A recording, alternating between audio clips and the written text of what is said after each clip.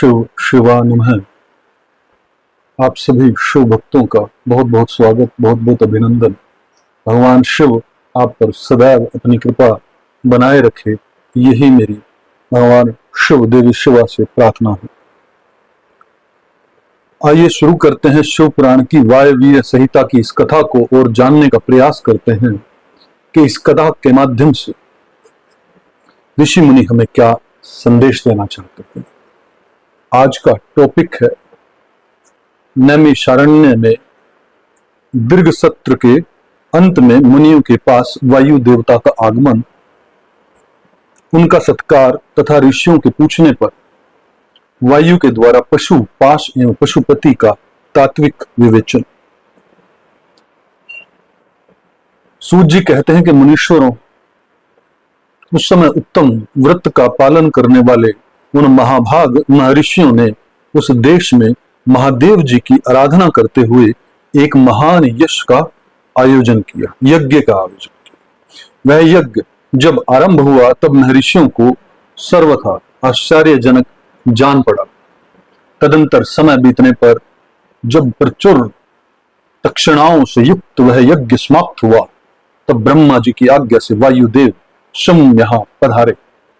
उनको आया देख दीर्घकालिक यज्ञ का अनुष्ठान करने वाले वे मुनि ब्रह्मा जी की बात को याद करके अनुपम हर्ष का अनुभव करने लगे। उन सब ने उठकर आकाश जन्मा वायु देवता को प्रणाम किया और उन्हें बैठने के लिए एक सोने का बना हुआ आसन दिया। वायु देवता उस आसन पर बैठे।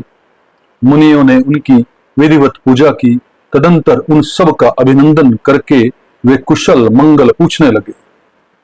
वायु देवता बोले, ब्राह्मणों, इस महान यज्ञानुष्ठान पूर्ण होने तक तुम सब लोग सकुशल रहे न? यज्ञहंता देवद्रोही दैत्यों ने तुम्हें बाधा तो नहीं पहुंचाई? तुम्हें कोई प्रायश्चित तो नहीं करना पड़ा? तुम्हारे यज्ञ में कोई दोष तो नहीं आया? क्या तुम लोगों ने स्तोत्र और सहस्त्रग्रोह द्वारा देवताओं का तथा पितृ कर्मों द्वारा पितरों का भली भांति पूजन करके यज्ञ विधि का अनुष्ठान भली भांति संपन्न किया? इस महायज्ञ की समाप्ति हो जाने पर अब आप लोग क्या करना चाहते हैं? मुनियों ने कहा कि प्रभु, हमारे कल्याण की वृद्धि के लिए जब आप स्वयं यहां आ गए तब अब हमारा सब प्रकार से कुशल मंगल ही है और हमारी तपस्या भी उत्तम होगी। अब पहले का वृत्तांत सुनिए। हमारा हृदय अज्ञान अंधकार से आक्रांत हो गया था। तब हमने विज्ञान की प्राप्ति के लिए पूर्व काल में प्रजापति की उपासना की। शरणागत वत्सल प्रजापति ने हम शरणागतों पर कृपा करके इस प्रकार कहा, ब्राह्मणों, रुद्रदेव सबसे श्रेष्ठ हैं। वे ही परम कारण हैं। उन्हें तर्क से नहीं जाना जा सकता। भक्तिमान पुरुष ही उनके स्वरूप को ठीक ठाक देखता और समझता है। भक्ति भी उनकी कृपा से ही मिलती है और उस कृपा से ही परम आनंद की प्राप्ति होती है। अतः उनके कृपा प्रसाद को प्राप्त करने के लिए तुम लोग नैमिषारण्य में यज्ञ का आयोजन करो। दीर्घकाल तक चलने वाले उस यज्ञ के द्वारा परम कारण रुद्रदेव की आराधना करो। यज्ञ के अंत में उन रुद्रदेव के कृपा प्रसाद से वायु देवता वहां पधारेंगे। उनके मुख से वहां तुम्हें ज्ञान लाभ होगा और उससे कल्याण की प्राप्ति होगी। महाभाग ऐसा आदेश देकर परमेष्ठी ने हम सबको यहां भेजा। हम इस देश में आपके आगमन की प्रतीक्षा करते हुए 1 सहस्त्र दिव्य वर्षों तक दीर्घकालिक यज्ञ के अनुष्ठान में लगे रहेंगे। अतः इस समय आपके आगमन के सिवा हमारे लिए दूसरी कोई प्रार्थनीय वस्तु नहीं है। दीर्घकाल से यज्ञ अनुष्ठान में लगे हुए उन महर्षियों का यह पुरातन वृत्तांत सुनकर वायु देवता मन ही मन प्रसन्न हो मुनियों से घिरे हुए वहां बैठे रहे फिर उन सब के पूछने पर उनके भक्ति भाव की वृद्धि के लिए उन्होंने भगवान शंकर के सृष्टि आदि ऐश्वर्य को संक्षेप में बताया। नैमिषारण्य के ऋषियों ने पूछा, देव, आपके ईश्वर विषयक ज्ञान कैसे प्राप्त हुए तथा आप अव्यक्त जन्मा ब्रह्मा जी के शिष्य किस प्रकार हुए? वायु देवता बोले, महर्षियों, 19वें कल्प का नाम श्वेत लोहित कल्प समझना चाहिए। उसी कल्प में चतुर्मुख ब्रह्मा ने सृष्टि की कामना से तपस्या की। उनकी उस तीव्र तपस्या से संतुष्ट हो स्वयं उनके पिता देवदेव महेश्वर ने उन्हें दर्शन दिया। वे दिव्य कुमार अवस्था से युक्त रूप धारण करके रूपवानों में श्रेष्ठ श्वेत नामक मुनि होकर दिव्य वाणी बोलते हुए उनके सामने उपस्थित हुए। वेदों के अधिपति तथा सबके पालक पिता महेश्वर का दर्शन करके गायत्री सहित ब्रह्मा जी ने उन्हें प्रणाम किया और उन्हीं से उत्तम ज्ञान पाया। ज्ञान पाकर विश्वकर्मा चतुर्मुख ब्रह्मा संपूर्ण चराचर भूतों की सृष्टि करने लगे।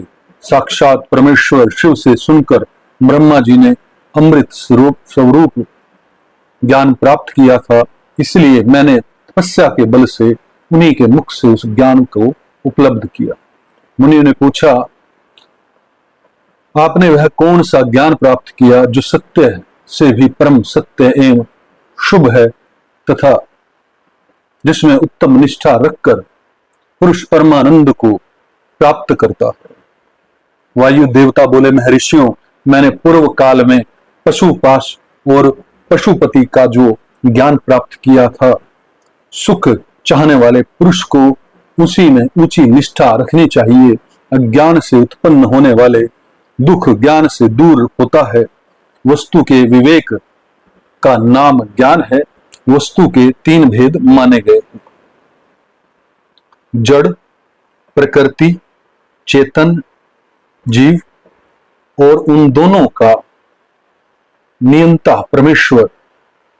इन तीनों को क्रम से पाश, पशु तथा पशुपति कहते हैं।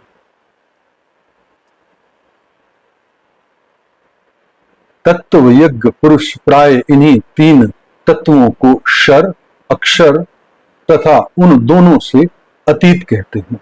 अक्षर ही पशु कहा गया है। क्षर तत्व का ही नाम पाश है तथा क्षर और अक्षर दोनों से परे जो परम तत्व है उसी को पति या पशुपति कहते हैं। प्रकृति को ही क्षर कहा गया है। पुरुष जीव को ही अक्षर कहते हैं और जो इन दोनों को प्रेरित करता है वह क्षर और अक्षर दोनों से भिन्न तत्व परमेश्वर कहा गया है। माया का नाम ही प्रकृति है। पुरुष उस माया से आवर्त है। मल और कर्म के द्वारा प्रकृति का पुरुष के साथ संबंध होता है। शिव ही इन दोनों के प्रेरक ईश्वर हैं। माया महेश्वर की शक्ति है। चित्त स्वरूप जीव उस माया से आवृत है। चेतन जीव को आच्छादित करने वाला अज्ञान में पाश ही मल कहलाता है। उससे शुद्ध हो जाने पर जीव स्वतः शिव हो जाता है। वह विशुद्ध ही शिव तत्व है। मुनियों ने पूछा, सर्वव्यापी चेतन को माया किस हेतु से आवृत करती है? किस लिए पुरुष को आवरण प्राप्त होता है और किस उपाय से उसका निवारण होता है? वायु देवता बोले, व्यापक तत्व को भी आंशिक आवरण प्राप्त होता है, क्योंकि कला आदि भी व्यापक है। भोग के लिए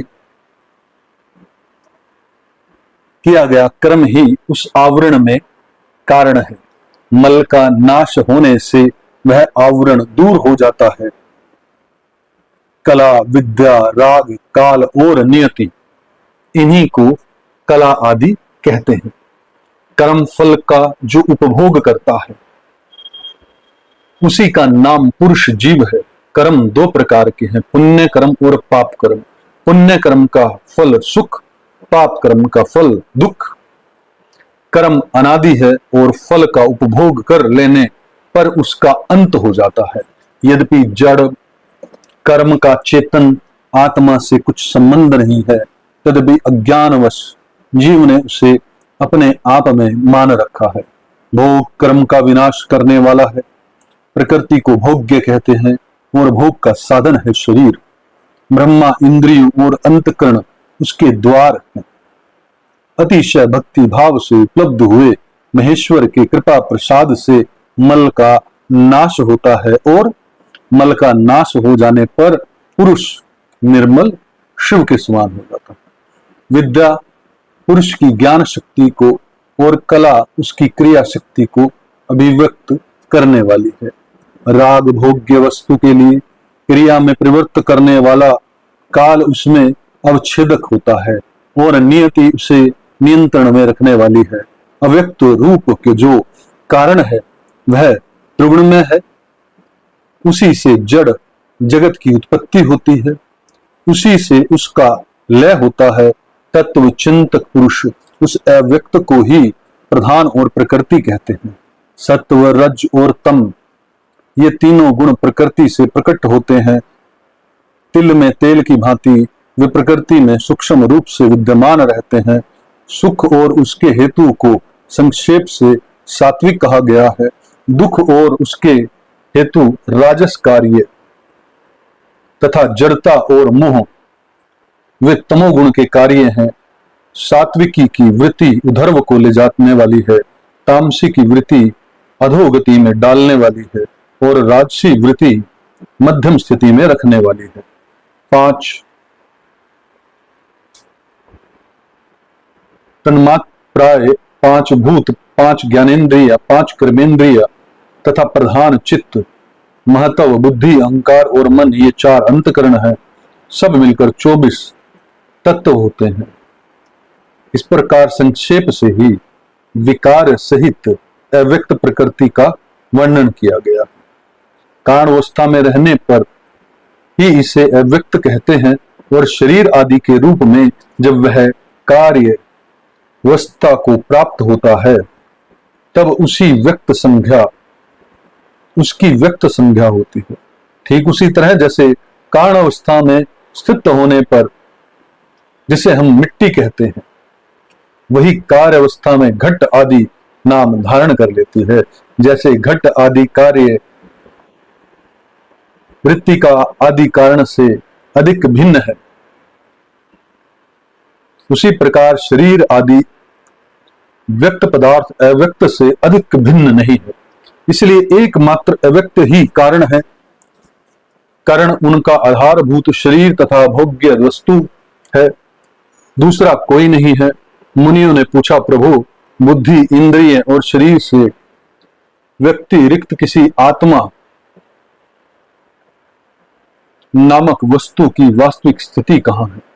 वायु देवता बोले, महर्षियों, सर्वव्यापी चेतन का बुद्धि, इंद्रिय और शरीर से पार्थक्य अवश्य है। आत्मा नामक कोई पदार्थ निश्चय ही विद्यमान है, परंतु उसकी सत्ता में किसी हेतु की उपलब्धि बहुत ही कठिन है। सत्पुरुष बुद्धि, इंद्रिय और शरीर को आत्मा नहीं मानते, क्योंकि स्मृति बुद्धि का ज्ञान अनियत है तथा उसे संपूर्ण शरीर का एक साथ अनुभव नहीं होता। इसलिए वेदों और वेदांतों में आत्मा को पूर्वानुभूत विषयों का स्मरण करता संपूर्ण ज्ञेय पदार्थों में व्यापक तथा अंतर्यामी कहा जाता है।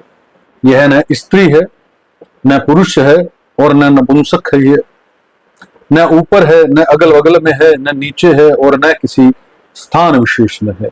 यह संपूर्ण चल शरीरों में अविचल, निराकार और अविनाशी रूप से सत्य है। ज्ञानी पुरुष निरंतर विचार करने से उस आत्म तत्व का साक्षात्कार कर पाते हैं। पुरुष का वह जो यह शरीर कहा गया है, इससे बढ़कर अशुद्ध, पराधीन, दुख में और अस्थिर कोई दूसरी कोई वस्तु नहीं। शरीर ही सब विपत्तियों का मूल कारण है। उससे युक्त हुआ पुरुष अपने कर्म के अनुसार सुखी दुखी और मूढ़ होता है।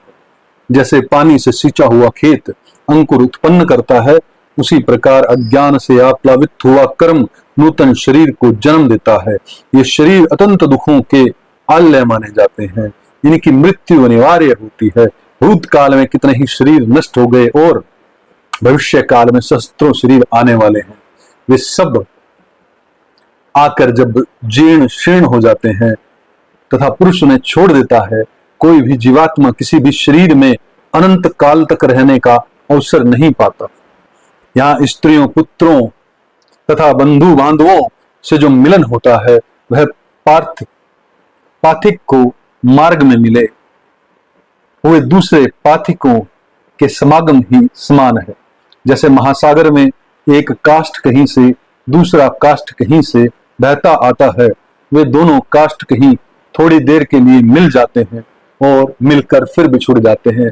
उसी प्रकार प्राणियों का यह समागम भी संयोग वियोग से युक्त है। ब्रह्मा जी से लेकर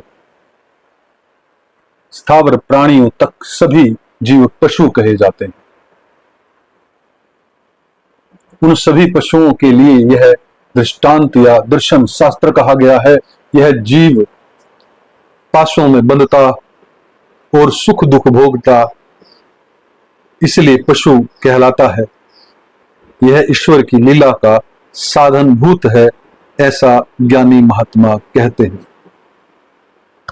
अद्भुत है यह कथा, पूरा निचोड़, पूरा वैराग्य की उत्पत्ति कराने वाली यह कथा है। इसे अगर बार बार रिपीटेडली सुनेंगे या पढ़ेंगे तो यह जरूर जीवन में परिवर्तन लेकर आएगी। हम सबके जीवन में कुछ ना कुछ परिवर्तन इस कथा से जरूर होगा, ऐसा मेरा पूर्ण विश्वास है। भगवान शिव, देवी शिवा आप के जीवन में सदैव आनंद और उत्सव देकर रखें, यही मेरी प्रार्थना है। इस कथा को प्रेम भाव से सुनने के लिए आपका बहुत बहुत आभार, बहुत बहुत आभार, बहुत बहुत आभार।